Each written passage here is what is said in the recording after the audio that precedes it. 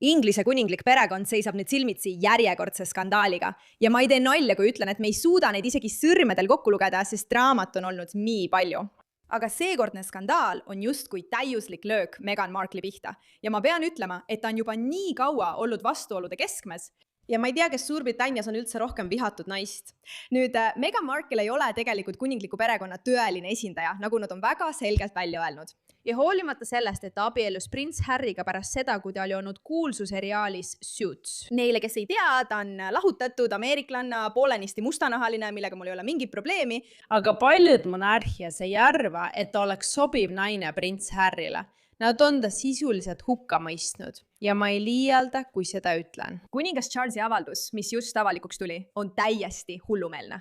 Aga Ühendkuningriigi inimesed vihkavad teda täiesti, sest kuigi neil pole enam tegelikult kuninglikke tiitleid, käib Meghan Markle ikka ringi ja väidab, et tema lapsed on printsid ja printsessid ning Briti avalikkus on maruvihane. Aga see pole veel skandaal, selleni jõuame kohe. Vaatame kõigepealt, mida Ühendkuningriigi inimesed arvavad. Mis ma ei kuule seda? Vinge, prints Archie ja prinsess Lilibet. Oota nüüd korraks, Meghan. Ma arvasin, et sa ei tahtnud olla kuninglikus perekonnas. Sa oled takistanud neil lastel oma nõbudega suhtlemast. Need on ainsad teised kuningliku pereliikmed Ühendkuningriigis. Neil pole nendega kontakti. Sa oled just andnud neile tiitlid, mida nad ei saa kunagi täielikult mõista, sest neil pole ühtegi sõpra, kes oleks prints või printsess ja nende nõud oleksid võinud seda olla. Ma arvan, et see on vastik. Aga ta nimetab neid nii. Olgu. Nii et inimesed on sellepärast väga vihased ja nad on lihtsalt vihased Meghan Kelly peale üldiselt. Meghan Markle, see oli freudilik apsakas. Meghan Markle tervikuna, sest see naine lihtsalt ei kehasta seda, milline kuninglik inimene peaks olema. Aga sellest räägime kohe. Tere tulemast saatesse Pushback. Mina olen teie saatejuht Meira ka. Kindlasti vajutage tellimisnuppu, et seda videot toetada ja meiega liituda, sest me oleme osa liikumisest, mis astub hullusele vastu ja räägib kõigest, mis praegu toimub. Kui see kõlab nagu miski, mida hindaksid, siis liitu meiega ja meil oleks väga hea meel sind siin näha. Pane ka tähele, meil on varsti tulemas väga põnev teadaanne. Aga lähme nüüd kõigi nende sündmuste keerisesse, mis praegu toimuvad. Nii et neile, kes ei tea, Briti monarhia on pidanud silmitsi seisma ühe skandaaliga teise järel ning nad on kuninglikke tiitleid vasakule ja paremale ära võtnud. Kõige tuntumalt prints Andrew, sest ta oli väga seotud kõigega, mis toimus Epsteini saartel. Ja kuulge, ta on kuningliku perekonna nii piinlikku olukorda pannud, et nüüd arutatakse tõsiselt, kas ta eemaldatakse troonipärimisjärjekorrast, millel oleks tohutud tagajärjed. Ja inimesed on selle üle väga erinevatel arvamustel. Aga fakt, et prints Andrewd, keda nüüd tuntakse kui Andrew Mountbatten Windsorit, üldse kaalutakse eemaldada, on täiesti uskumatu ja näitab meile, kui palju on kuninglik perekond muutunud. Muide, kuidas me üldse näeme, mida inimesed sellest arvavad? Me vaatame seda Kalshi kaudu. Ja neile, kes ei tea, Kalshi on põhimõtteliselt ennustuste börs. Nii et siin on see, mida te näete. Inimesed tegelikult mõtlevad kõigele, mis toimub ja nemad on selle video sponsorid. Laadige kindlasti alla Kalshi rakendus ja kasutage koodi MEIRA, et saada $10, kui teete $10 tehingu. Kalshi on KALSHI. Pange oma raha oma ennustuse taha ja liituge miljonite inimestega, kes minu arvates praegusel hetkel püüavad ennustada, mis maailmas toimub. Aga lähme korraks tagasi meie põhiloole, sest tegelikult ei käi see Andrew Mountbatteni kohta. See puudutab kõike, mis kuninglikus perekonnas toimub. Ma leidsin selle video ja ma tegelikult ei suutnud seda uskuda. Kuulame seda. Kuulmine toimub tagapool. Kuigi paljud kuninglikest ringkondadest ei nõustu, sealhulgas Ed, kes vestluses oma allikaga, kes on paleele lähedal, käsitles otsepüsivat juttu projekt Forest, Harry ja kuningliku perekonna vahel. Olgu, selgitame siis kõik selle draama üksikasjad. Printsessi Meghan abiellub prints Harryga ja see tekitab tohutu skandaali. Asia jooksul saab aga selgeks, et printsess Meghan, või mis iganes ta nimi on, ei ole valmis tegema seda, mida kuninglik perekond teeb.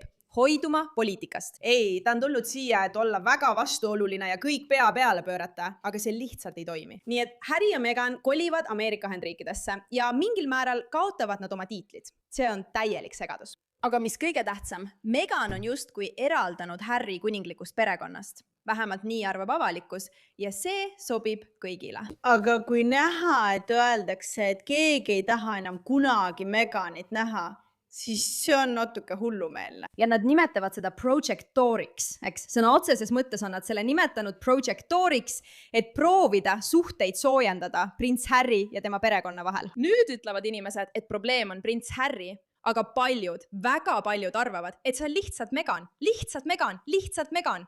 Aga sellest ei piisa, on veel midagi. ma tunnen, et me saame nüüd lihtsalt ühe katastroofilise vea teise järel. ma mõtlen pulmapäeva pildid. Okei, võiks ju väita, et näitame teistsugust poolt. See on natuke nagu Kardashianid. Ma isiklikult vihkasin seda. Arvasin, et see oli tõesti labane.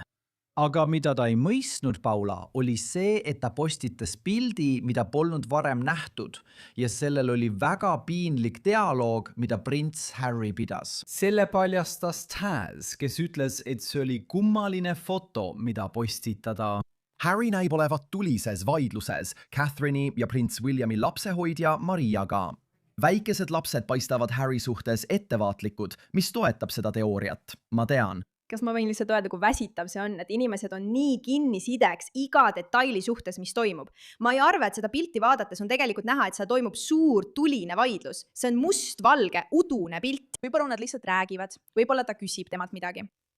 Ma ei tea, miks nad peavad kõigest skandaali tegema. Charlotte ja George eemaldati rongkäigust pärast Harry ja Meghani tõotusi. Arvestades, kuidas Meghan Charlottele otsa vaatas ja kuidas ta väidetavalt tema vastu käitus, ei imestama, et Katariina oma lapsi kaitses. Ma pakun, et see oli enne ametlikke portreesid ja Meghan saatis Harry küsima George'i ja Charlotte järele. See pole kindlasti armas ega romantiline foto, nii et paned mõtlema, mis eesmärgil see üldse lisati.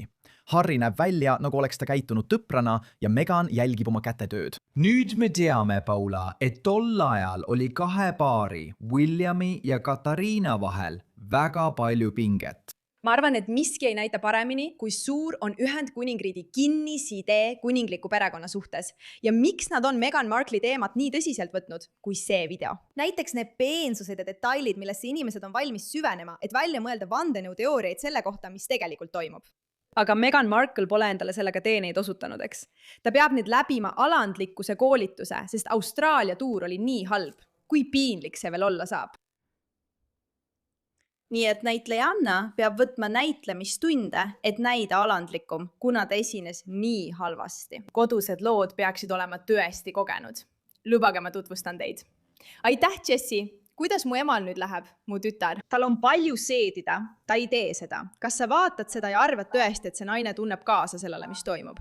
Ma mõtlen, vaata seda ilma helita, eks, lihtsalt vaata tema nägu. Kas ta näeb välja, nagu ta tõesti tunneks kaasa? Ma mõtlen, kui raske on teisele inimesele kaasa tunda või seda teiselda. See ei tohiks nii keeruline olla.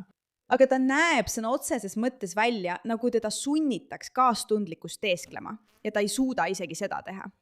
See on natuke hale. Olgu, nüüd on meil jälle rohkem draamat.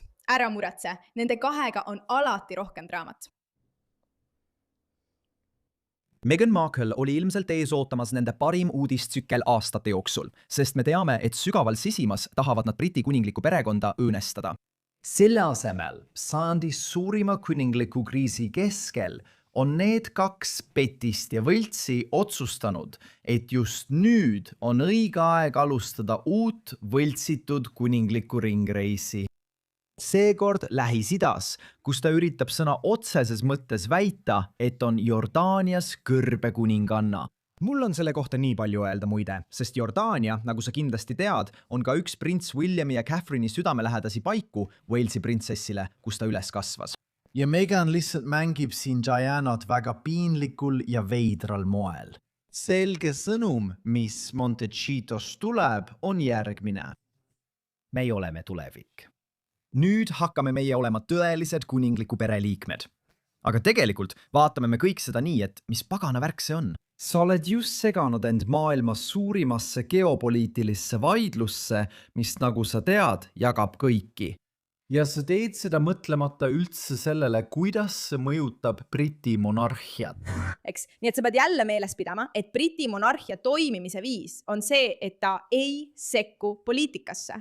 See on alati nii olnud. See lihtsalt püüab poliitikast nii palju kui võimalik eemale hoida.